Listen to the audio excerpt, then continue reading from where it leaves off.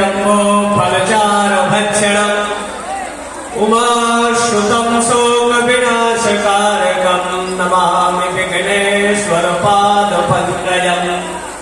विघ्नेश्वराय वरदाय सुरप्रियाय लंबोदराय सकलाय जगद्धिताय नारायणाय स्तुतियज्ञ विभूषिताय गौरीसुताय गणनाथ नमो नमस्ते।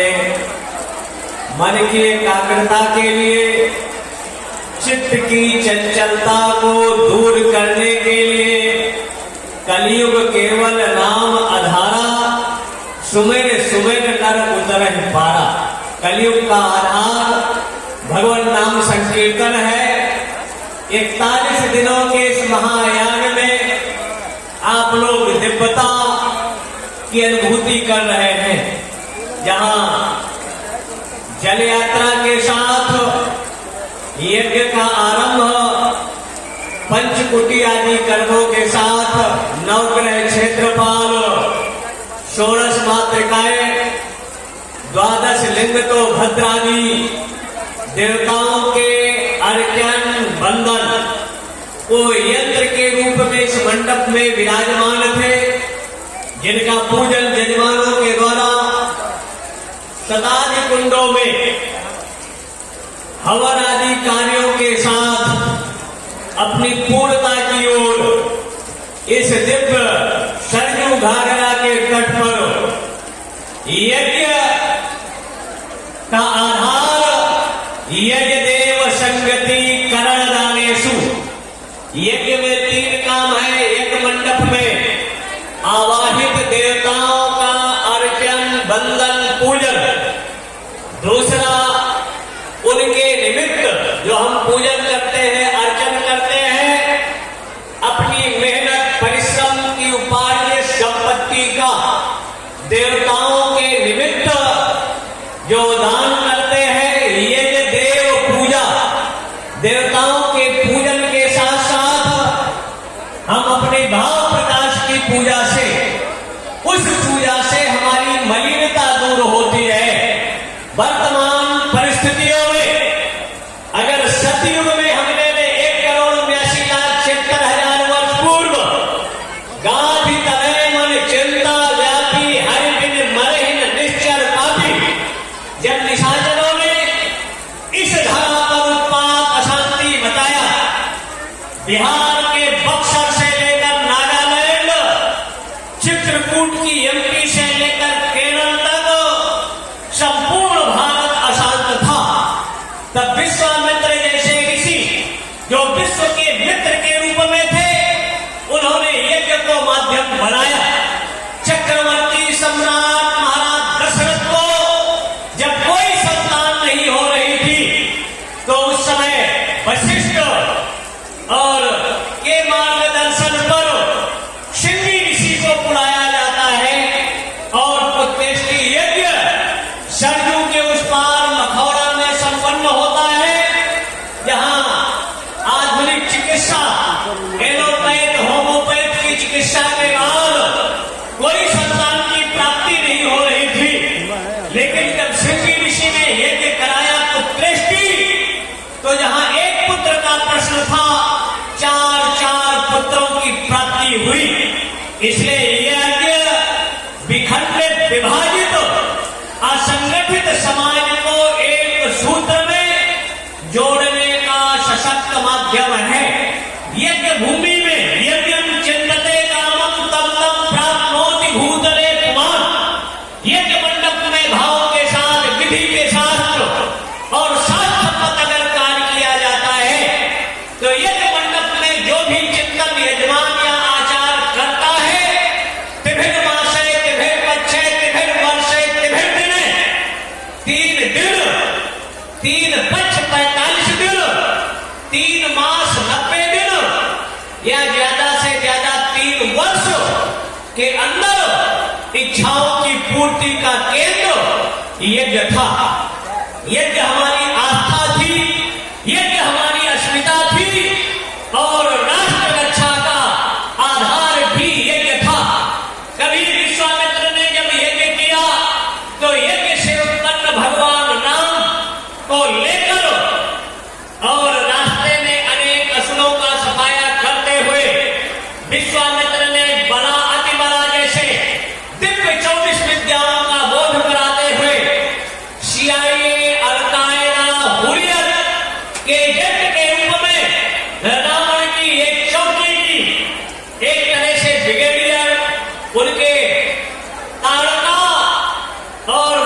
सुबाहु विश्वामित्र के यज्ञ को विध्वंस कर रहे थे। राम को जब उन्होंने विद्याएं दिया, धनुष बाण लेकर राम उस यज्ञ की रक्षा करने लगे और राम ने कहा, भुज उठाए पर कील निश्चलहीन करहु ही।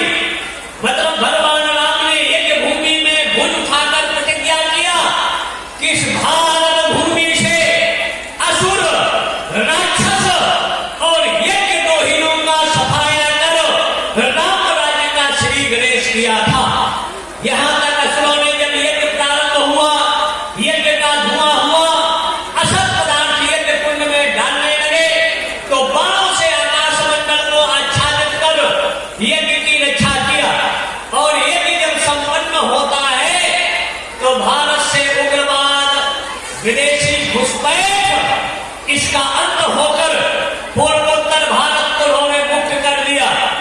उसके बाद प्रकृति और पुरुष, जीव और ब्रह्म का जो ऐक्य है, जनकपुर में जाकर जहां विश्व का राशियत सौंदर्य उपासना के रूप में उपास्य होता है, ऐश्वर्य समग्रच्चा, संपूर्ण ऐश्वर्य के रूप में भगवान राम भगवान विष्णु के अवतार के रूप में अयोध्या में प्रकट होते हैं। और उधर आदि शक्ति आह्लादिनी चिन्मयी उमा भगवती सीता का इस धरा से प्राकट्य होता है। और धनुष यज्ञ के माध्यम से जब उस परिस्थिति में महाराज जनक ने प्रतिज्ञा किया कि जो इस धनुष पर पतंगा चढ़ाएगा उसके साथ मेरी अरुणिया अनुनिया बालिका का परिग्रहण संस्कार होगा। बड़े बड़े हजारों राजाएं, यहां तक भूप सहस दस एक 12 लगे उठावन करे नटारा, 10,000 भुजाओं का बल रखने वाले राजाओं ने भी धनुष को उठाने का प्रयास किया, लेकिन वो एक तिल भी डर से बच नहीं हुआ। और यहां तक महाराज जनक ने निराश होकर कह दिया, तजहुमास निज निज ग्रह जाऊं, लिखा न विधि वै देहि निगाहू। जब ये कहना था तो उस समय लखनलाल खड़े हो जाते हैं और जनक को महाराज जड़ तक कह दिया, कहा मैं इस धनुष को उठाकर इस पृथ्वी को कल्प जैसे तोड़ सकता हूं। और उस समय विश्वामित्र ने लखन को शांत किया। जब शुभ समय आया, जैसे आज मध्याह्न पूर्णाहुति का काल आपके यज्ञ का हुआ, जब मध्याह्न काल आया तो विश्वामित्र ने कहा, उठो राम भन्यहु भव चापा, मेटहु काल जनक परितापा। जनक के हृदय में जन्म जन्मांतर कल्प कल्पांतर युग युगांतरों का जनक जैसे ज्ञानी के हृदय में जो विक्षेप उत्पन्न हुआ है, इनके ताप को मिटाकर और इस धनुष को प्रतिज्ञा चढ़ाइए। जब मध्याह्न काल आता है, भगवान राम ने धनुष को उठाया, कोई देखा कोई नहीं देखा, आप ही वो रस्सी चढ़ जाती है और इतना भयानक शब्द होता है, तेहि धन राम मध्य धन तोड़ा। जैसे मध्याह्न काल होता है दिन का या रात्रि का, और जब मध्याह्न स्थिति आती है तो भगवान राम ने धनुष को उठाया, अपने आप प्रतिज्ञा चढ़ जाती है और धनुष के 2 खंड हो जाते हैं। जय जयकार हो जाता है, देवलोक से पुष्पों की वर्षा हो जाती है। जगत जननी पराम्बा आह्लादिनी शक्ति पुष्पमाला लेकर भगवान को जयमाल डाल देती है। और पाणिग्रहण आदि मतलब जीव और ब्रह्म का ऐक्य, जो आपके 40 दिनों से उपासना यज्ञ कर रहे थे, तो निर्मल मन जन सो मोहि पावा, मोहि कपट छल छिद्र न भावा। अगर आपके हृदय से कपट प्रपंच छल दूर हो गया है तो दुर्विष्णु की कोई ऐसी शक्ति नहीं है कि परमात्मा को आपके हृदय में रहने से, वास करने से हटा दे। क्योंकि निर्मल ही मन परमात्मा की प्राप्ति का सबसे बड़ा साधन है। और परमात्मा की प्राप्ति के लिए अनेक तरह के साधन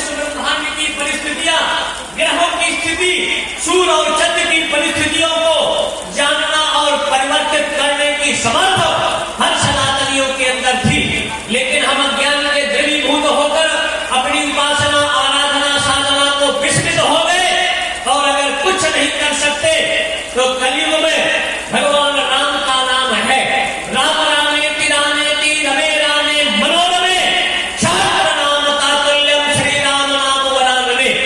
अगर एक बार आपने पंच कर्मेंद्री पंच ज्ञानेंद्री 11वां मन को एकाग्र कर अपने जीवन में श्री राम जय राम कह दिया तो 1000 का आपका फिक्स डिपॉजिट हो गया। इनकम टैक्स वाले छीन नहीं सकते, ले नहीं सकते, चोर उचक्के लूट नहीं सकते। ऐसे अगर 100 बार कह दिया तो आप लखपति हो गए। ऐसे परमात्मा के नाम का अवलंबन लेकर करोड़पति बनिए जो लोक के साथ साथ परलोक में भी आपका सहायक है।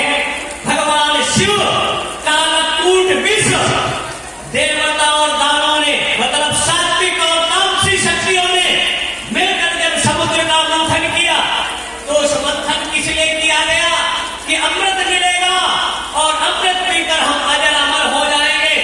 लेकिन पहले निकला कालकूट विष और उस विष से जल जल थल जल नभ जल 14 भूखों के जीवों की शांति भंग होने लगी। भगवान विष्णु ने शिव जी से प्रार्थना किया और भगवान शिव उस कालकूट विष का पान किए। मान सहित विष खाए कर शंभु भये जगदीश अब बिना मान अमृत पिए राहु कटाए शीश। भगवान शिव ने विष को पिया इसलिए उनका नाम नीलकंठ हो जाता है। जो हरिद्वार से आगे नीलकंठ के रूप में भगवान विराजित है। उन्होंने अपने हृदय में नहीं ले गए क्योंकि इनके हृदय में भगवान शिव और वो जो राम विष्णु और उनकी आराधनी पराशक्ति उनके हृदय में निवास है। इसलिए कंठ में रखा 14 रत्न निकले तो बुराई भोलेनाथ ने अपने पास रखा, अच्छाई समाज और देश को दिया। तो वर्तमान परिस्थितियों में भारत में कुछ ऐसी शक्तियां निर्मित हैं, सक्रिय हैं जो विश्व बंद करने का काम कर रही हैं, भारत को तोड़ने का काम कर रही हैं, भारतीय संस्कृति अस्मिता को कुचलने में प्रयासरत है। लेकिन रावण का नजारा इस पर बचता है। कंस की हुंकार, गौरी और गजनी की तोपें जिस सनातन को नहीं मिटा पाए उस सनातन को मिटाने के लिए दुनिया में कोई ना समर्थ है ना समर्थ होगा।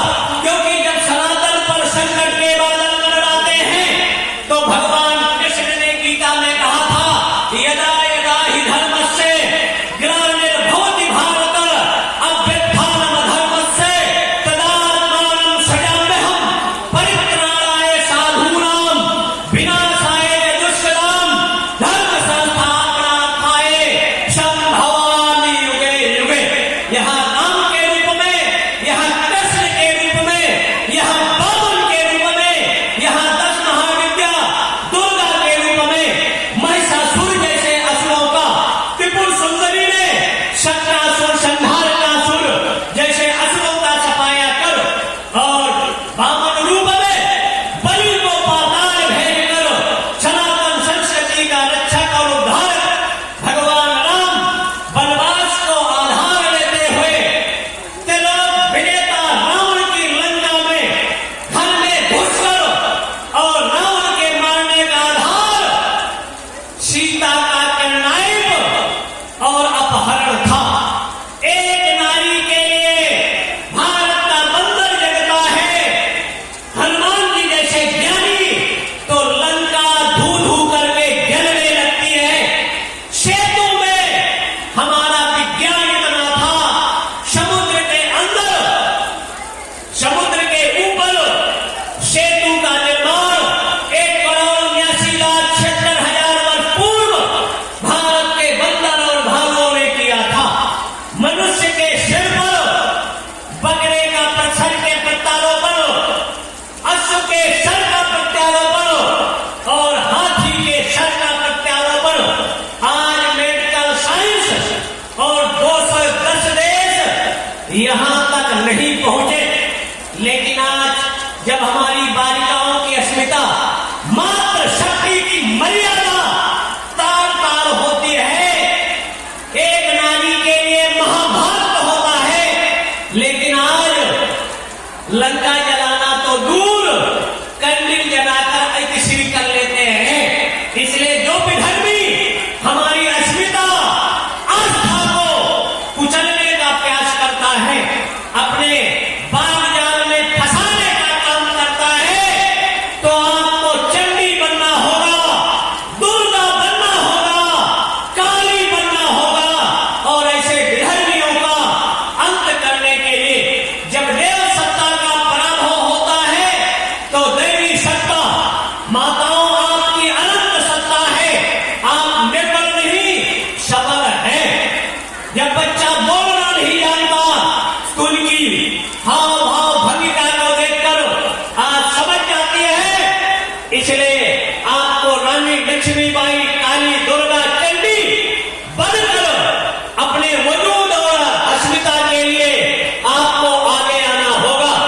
वर्तमान परिस्थितियों में थोड़ा चिंता का विषय है, ये नवयुवक बिगड़े हैं, इनका स्वरूप बिगड़ा है, लेकिन देश का भविष्य माताओं आपकी गोदी में है।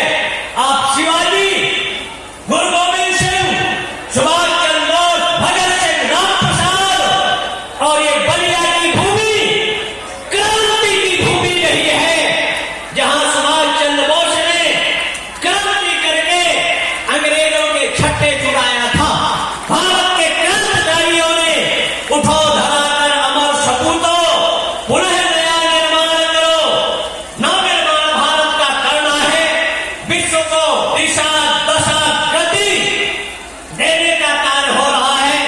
इधर यज्ञ की पूर्णाहुति हो रही है, उधर इजराइल और गाजा का युद्ध भी विश्राम की ओर अग्रसर है। इसलिए यज्ञ से दुनिया में शांति होता है, सद्भाव होता है और एकता का निर्माण होता है। यज्ञ देव पूजा संगति यज्ञदेव पूजा संगति करने से यज्ञ में 3 काम है। हम देवताओं का पूजन करते हैं, स्वाहा करते हैं और सत्संग के माध्यम से समाज को एक सूत्र में बांधने का माध्यम सत्संग ही था। सतानाम संगा सत्संगा, जिससे सत्संग से व्यक्ति की चित्त व्यक्ति मन बुद्धि चित्त अहंकार का परिष्कार और परिवर्तन हो जाए। यही दुनिया का भारत से प्रतिष्ठित हुई संस्कृतम संस्कृति तथा भारत की प्रतिष्ठा का आधार हमारे खरनो धेयो वेदों के 14 विद्याएं थी और उसके रक्षण संबंधन में चारों वर्णों के सनातनी थे। लेकिन ये राजनीतिक लोग हमको आपको जाति में बांट कर, भाषा में बांट कर, प्रांतों में बांट कर भारत को बर्बाद करने का जो स्वप्न देखते हैं, अंग्रेज नहीं सफल हुआ, रावण नहीं सफल हुआ, कंस नहीं सफल हुआ, रक्तबीज महिषासुर चंद्रमुंड जैसे व्यक्ति सफल नहीं हुए। तो ऐसे कपट कलेवर का भेष धारण करने वाले, लोकतंत्र की बात करने वाले भारत के लोगों को तोड़ नहीं पाएंगे। हम पहले भी एक थे, आज भी एक हैं और जब तक शक्ति रहेगी, सरयू गंगा यमुना में जल रहेगा, दुनिया की कोई शक्ति सनातनियों को तोड़ या बर्बाद नहीं कर सकती। इसलिए हमको एक रहना है, संगठित रहना है। एकता में बहुत बड़ी ताकत है। भगवान राम ने वनवासियों को जोड़ा, आदिवासियों को जोड़ा, निषादों को जोड़ा, भीलों को जोड़ा, कोलों को जोड़कर उन्होंने राम के साथ कोई पूंजीपति नहीं गया, कोई शक्तिशाली, लेकिन हमारे देश की पिछड़े अति पिछड़े महापिछड़ों को लेते हुए लंका में, सोने की लंका, जहां बंदर और भालुओं ने विजय प्राप्त किया, एक लखपूत सवा लखनाती, जिसने प्रकृति के वरुण पर, अग्नि पर, वायु पर, जल पर नियंत्रण कर लिया था, देवताओं को बंदी बना लिया था। लेकिन एक वनवासी धर्म के रास्ते पर चलने वाला